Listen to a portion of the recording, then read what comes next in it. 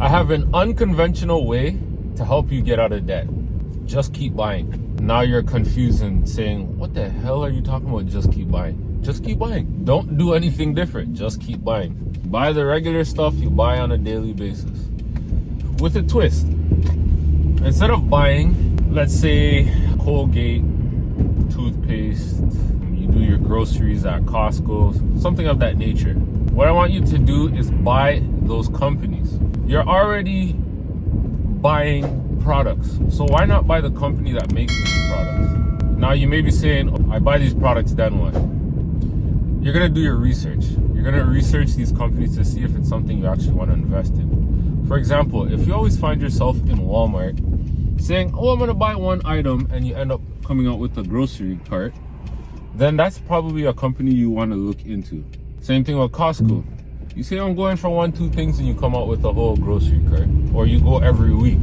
That's maybe companies you want to look at to see, is this a company I want to invest in? Does this company pay me quarterly dividends? Quarterly dividends is every 3 months they give you a piece of the profits that they have made over the last 3 months. That's something that you can look into. You want to research that company. You're maybe saying, I don't know what to look for.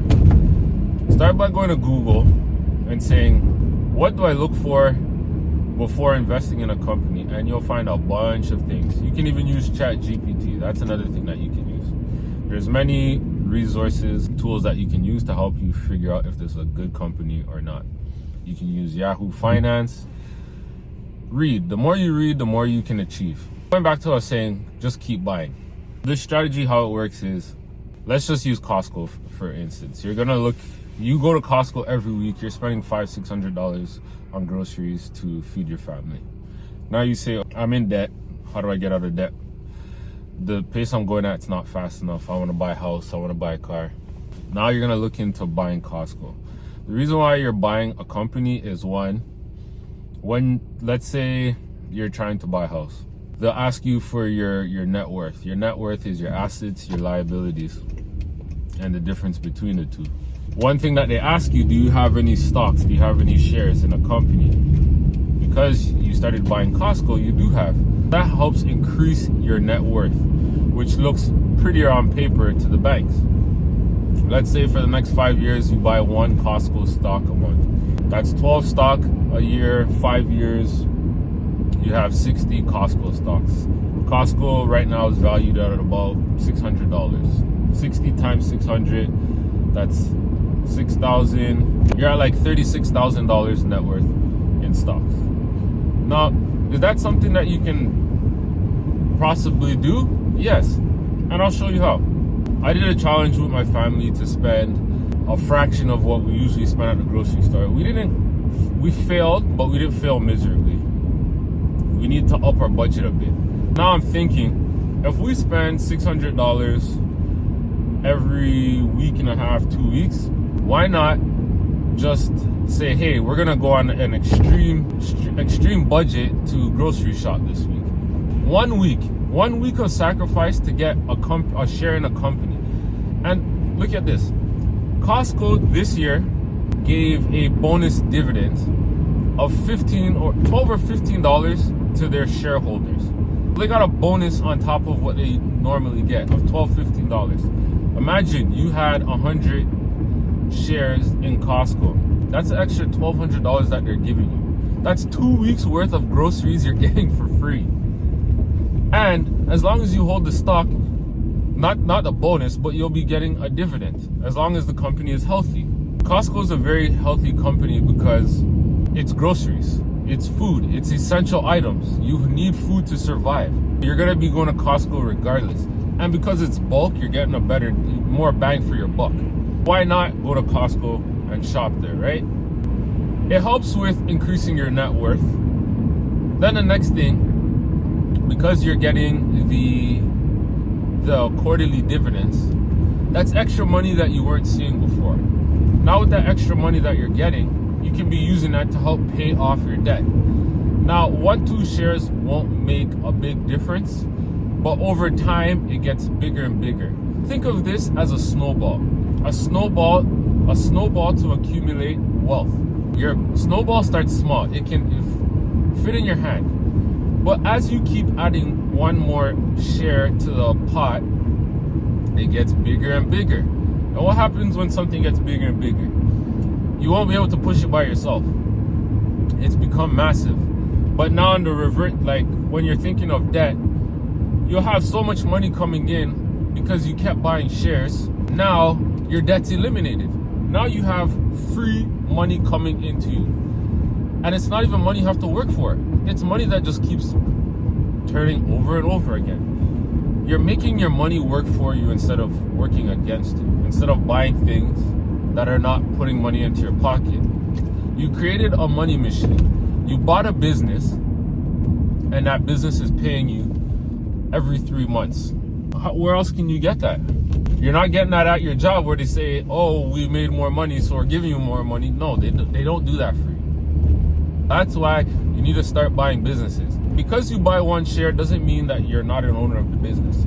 You're an owner of the business regardless if it's one share or 10 million shares. You're still an owner of the business.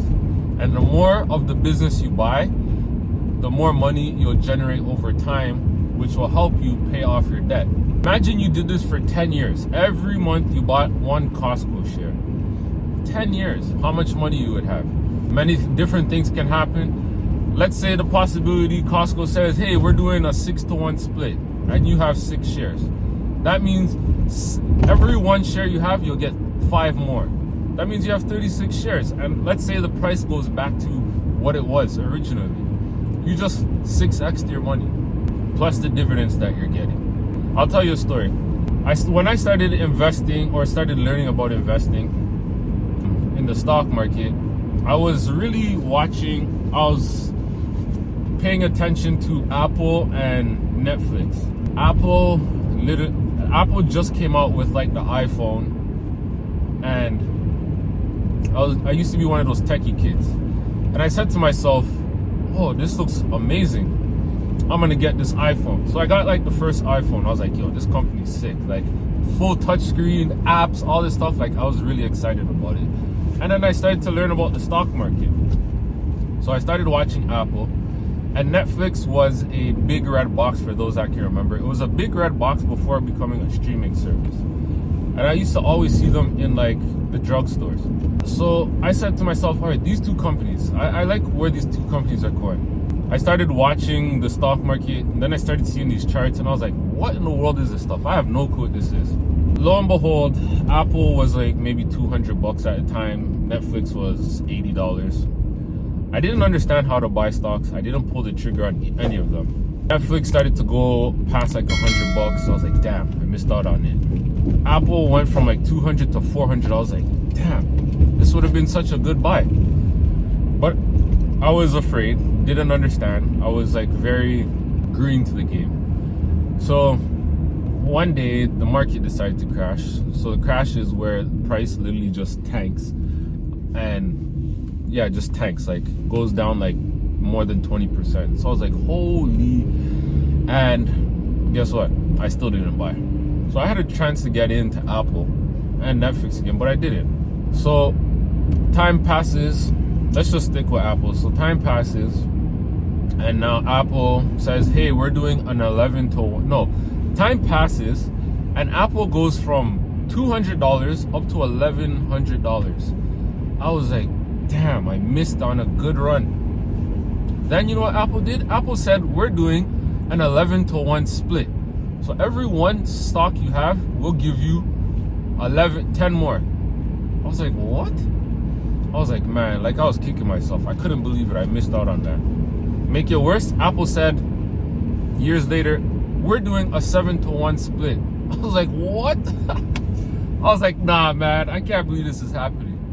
So I would have went from, say if I had 1 share, I would have went to 11. Then 11 shares to 77, all off of 1 share. And Apple does pay dividends. So I would have been making money every quarter from Apple from 1 share if I purchased just 1 share. And that's just based off of the company doing its thing. Imagine now every month I was buying shares. So I missed out on a great run that Apple had, because during that time, Apple was very innovative. Apple came out with the iPhone, the iPad, and the the iPod. Those are the three main big products that they came out with and just changed the world. I missed out on that run, so I was like, okay. I said, you know what? They're not catching me again, missing it. So when the opportunity came and I understood how to invest now, I said, you know what? Every month I'm buying an Apple share.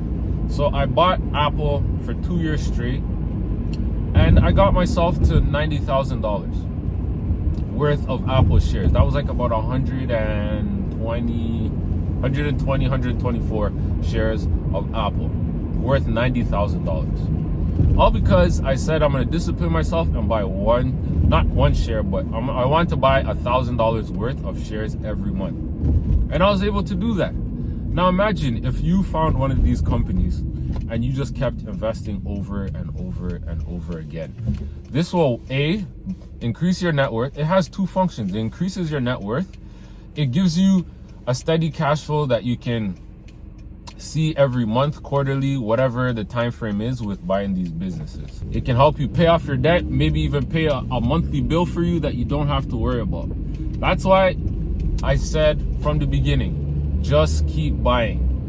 Because there's going to be a time and day where you're going to need money either to pay for something or you need that extra cash flow.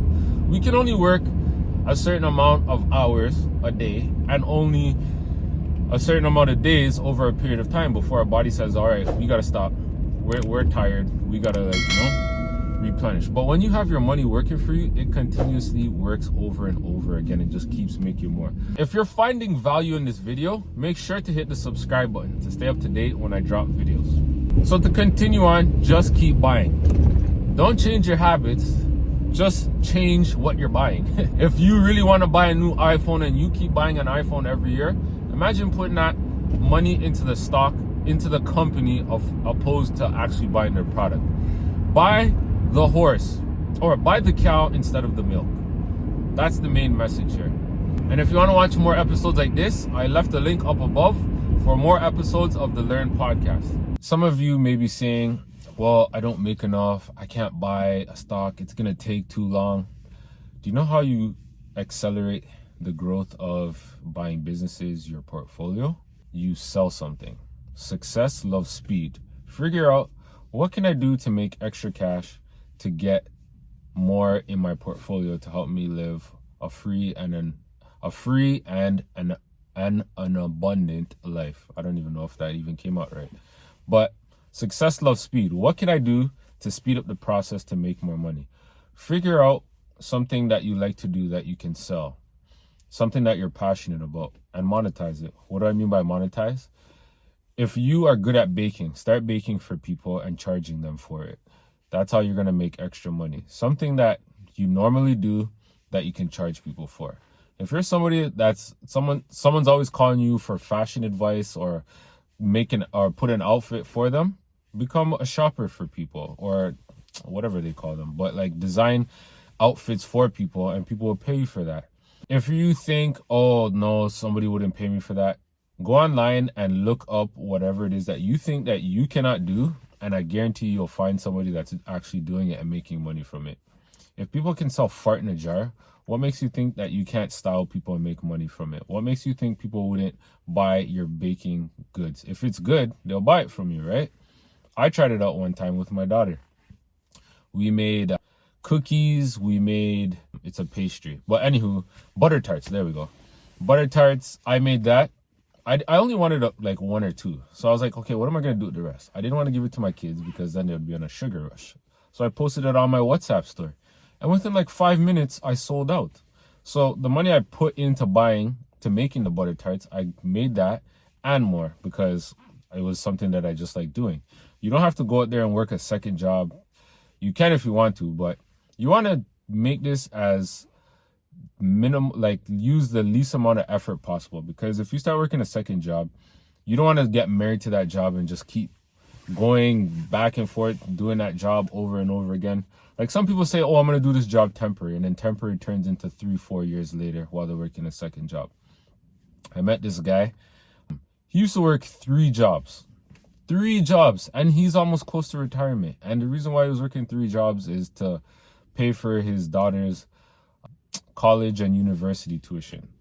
like the story behind it, like I get it. But at the same time, imagine if he took some of that money and started investing it, and that money was making money for him. He wouldn't have to work 3 jobs, maybe 2, maybe even 1, depending on how much money he was making. He could have just poured that into something, and then now he would have had a money machine created for himself, and he wouldn't have to be working so hard, and he could take time off. But unfortunately, he didn't do that, and like he worked all the way up to retirement working those 3 jobs. So if you think buying 1 share a month is too slow for you, you got to figure out how you can make some more money. Success loves speed. So if you can figure out a faster way to make money or buy more shares, then do that. My recommendation is start with something that you're passionate about or something that you're already doing that you can make money from. Maybe you like cleaning, or you're always cleaning your house. Why not clean other people's houses and make money from it? You're always doing laundry. Why not take other people's laundry and do their laundry for them? If you think of something, I almost guarantee you that there's somebody out there that needs your product or your service. So take some time, think of what it is that you could do, come up with it, write it down, and then execute it. And don't be afraid of hearing no from people. If you hear no from people, that's a good thing, because now you're figuring out what the objections are that people are going to tell you. And once you know what the objections are, you can come with a solution to those objections. So the more you're able to answer people's questions or objections, the closer you are to getting to a sale. So if you found value in this video, make sure to hit the subscribe button, and I'll see you on the next episode.